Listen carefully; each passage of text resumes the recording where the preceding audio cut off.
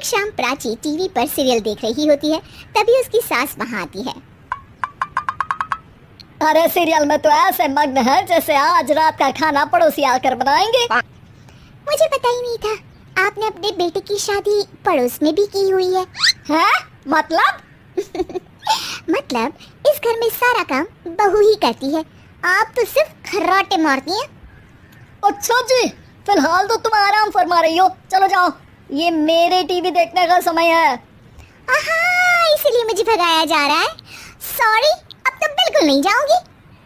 प्राची की इस बात पर दोनों सास बहू के बीच टीवी रिमोट के पीछे बच्चों जैसे छीना झपटी शुरू हो जाती है, जिसके बीच श्लोक भी काम से घर वापस आ जाता है। आज मेरी चूहे बिल्ली की जोड़ी किस बात पर झगड़ रही है? अरे तेरे बीवी मुझे टीवी ही नहीं देखने दे रही। अरे तुम्हारी मम्मी मुझे खाना बनाने के लिए फोर्स कर रही है। अरे वाह, ऐसे बेतुके रीजन पर तो बच्चे भी झगड़ा नहीं करते। अरे मुझे कुछ मत बोल, सब इसने ही शुरू किया है। हाँ, जैसे आप तो बहुत दूध की धूली है ना। अरे बस, दोनों चुप। प्राची जाओ, खाने की तैयारी करो। और माँ तुम छोड़ो, तुम्हें क्या बोलूं, शांति से अपना सीरियल देखो, मुझे दोबारा लड़ने की आवाज सुनाई नहीं देनी चाहिए। ऐसा बोलकर श्लोक वहाँ से चला जाता है, जिसके पीछे पीछे प्राची भी कुछ न कुछ बड़बड़ाते हुए रसोई में चली जाती है। हाँ, सासू जी को तो कुछ बोलेंगे ही नहीं, बस मुझ पर ही हुक्म चलता है, खाना बनाओ, जैसे मैं इनके घर में खाना बनाने के लिए आई हूँ। इसी तरह शाम बीतती है और रात को श्लोक और प्राची की सास खाना खाकर सोने चले जाते हैं, लेकिन प्राची गुस्से में कुछ खाए बिना काम में ही लगी रहती है। इस घर में किसी को घंटा फिक्र नहीं पड़ता, मैं खाऊं या भूखी रहूं। प्राची कुछ देर के लिए रसोई से बाहर जाती है और जैसे ही वापस आती है तो वहाँ दूध का भरा ग्लास देखकर हैरान रह जाती है। फिक्र पूरी है, बस दिखाना नहीं है।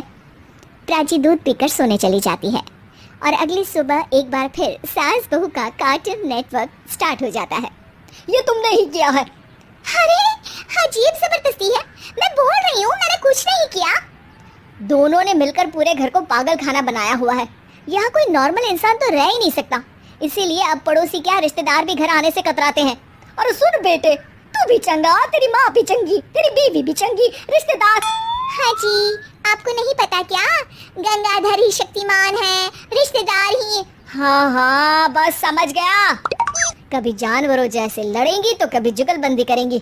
भाई मैं आप दोनों के बीच में नहीं फंसना चाहता। सास बहू की इस मनमौजी जोड़ी से परेशान होकर श्लोक अपना सिर खुजलाता वहां से चला जाता है। चलो अब मैं भी कीर्तन में जा रही हूँ। इस पर जैसे ही सास कमरे में अपना पर्स लेने जाती है तो वहाँ नाश्ते की प्लेट रखी देख मुस्कुराने लगती है और नाश्ता करके घर से बाहर निकलते हुए कुछ पैसे टेबल पर रख जाती है, जिसके कुछ देर बाद सिलेंडर वाला घर आता है। ओ मुरी मैया, मैं सिलेंडर के बारे में तो बिल्कुल भूल ही गई थी। घर खर्च के सारे पैसे भी मम्मी के पास है और श्लोक से बोला तो उल्टा 4 बात सुनाएंगे। प्राची ये सोच ही रही होती है कि अचानक उसका चेहरा चमक उठता है और वो घर में आकर इधर उधर देखने लगती है।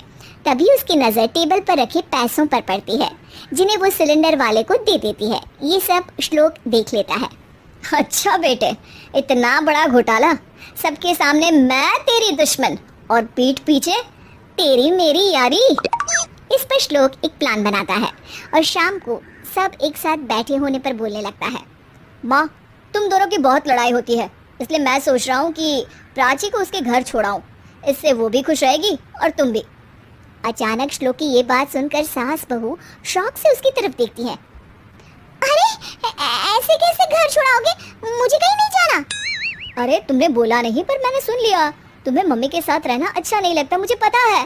अरे वो अरे, जब बहू खुद कुछ काम बोले तो वो तुझे सुनता नहीं, और अब जो इसने बोला ही नहीं वो तू समझ गया। जब उसे नहीं जाना तो फिर जबरदस्ती क्यों कर रहा है? अच्छा, फिर आपको मौसी के घर छोड़ाता हूँ। बस अब आप दोनों एक घर में एक छत के नीचे नहीं रह सकती। मैं इस टॉम एंड जेरी की जोड़ी को और नहीं झेल सकता। हैं? ऐसे कैसे नहीं रह सकते?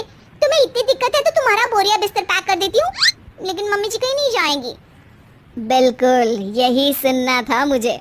अगर दोनों में इतना ही प्यार है फिर हर वक्त ये लड़ाई का नाटक क्यों करती हो? देखा मैंने कैसे माँ किचन में दूध रखती है और तुम उनके लिए कमरे में नाश्ता रखती हो, और कैसे वो पहले ही तुम्हारी दिक्कत समझकर घर में पैसे रखकर बाहर जाती है। अरे भाई, इतना ड्रामा तो डेली सोप में भी नहीं होता जितना तुम दोनों ने इस घर में फैलाया हुआ है। तू हमें टॉम एंड जेरी बोलता है ना, तो याद कर वो दोनों भी एक दूसरे को बाहर वालों की बुरी नज़र से बचाने के लिए हमेशा सबके सामने लड़ते थे, लेकिन अकेले में दिक्कत के समय मदद भी तो करते थे। बस हमारा रिश्ता भी कुछ ऐसा ही है। और वैसे भी अगर सास बहू में तू मैं नहीं होती तो दुनिया वालों को कहानियाँ कैसे मिलेंगी?